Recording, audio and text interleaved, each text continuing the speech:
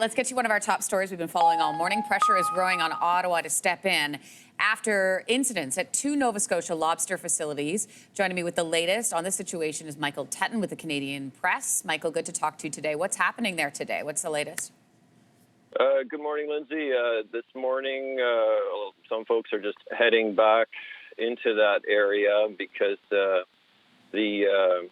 First Nation involved is now thinking about a legal action, if you like, against the RCMP and the federal government for not doing enough to protect them, as they put it.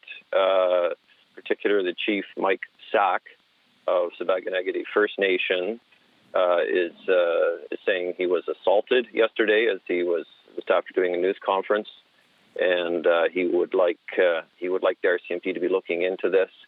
And, failing that, they are looking at actually going to court to push for more federal action to protect themselves and their small fleet of fishing vessels that are operating in southwestern Nova Scotia. You know, Michael, we're showing our viewers right now some visuals of what's been going on there. And just, watching overnight and watching what happened yesterday, the growing tensions, we saw the tensions on the water, but the escalating violence, obviously, that's got to be of great concern.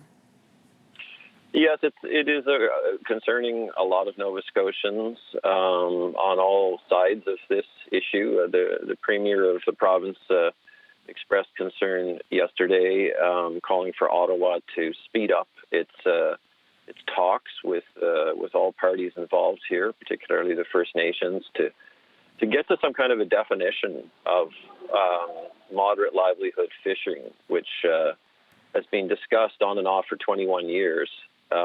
And the Premier would really like to see this settled by Ottawa so that folks can, if you like, get back to some kind of normalcy and some of these tensions might abate. And you've been speaking with both sides of this story. What sort of solutions are you hearing offered? What could be on the table? Oh, I mean, the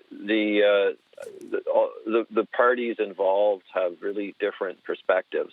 Not to get into too much detail, but I mean, when we go back to the Marshall decision, there was a part two to the Marshall decision that people sometimes forget, the clarification, as they put it, which said that the treaty rights are subject to federal regulation with a priority on conservation and in consultation with the First Nations involved. So for multi-generation fishers, non-Indigenous, they point to that and they say that means there can be no fishing outside of the federally regulated seasons. However, on the other side of this, the First Nations involved are saying, look, the court decision has enough latitude to let us fish at different times of the year.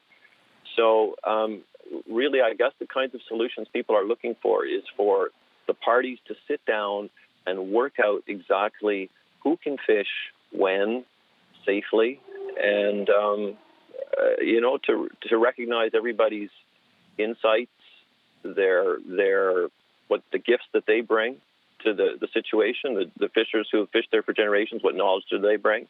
How do we make sure that the stocks are conserved? It's an incredibly important economic driver of the province. And how do we respect the treaty rights that go back to the 18th century? Mm-hmm. It's not simple, but I mean that they have to get down, they have to talk about it to make a fix. And so those are just a few of the pieces that are coming into play. Yeah, lots of pieces to this puzzle, that's for sure. Michael Tetton, we appreciate your time this morning. Thank you.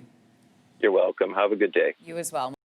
Thanks for watching. If you like this, be sure to subscribe here. And you can check out more Your Morning videos right here.